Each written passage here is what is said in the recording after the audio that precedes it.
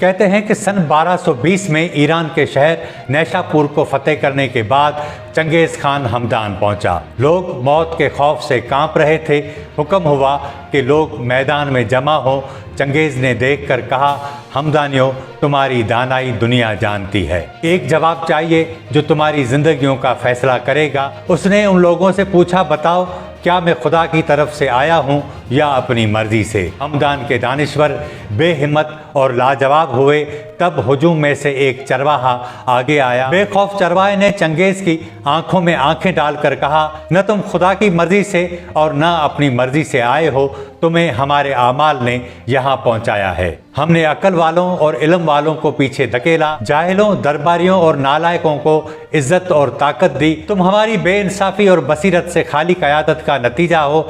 चंगेज़ ये सुनकर साकित हो गया और खून बहाने का इरादा तर्क कर दिया।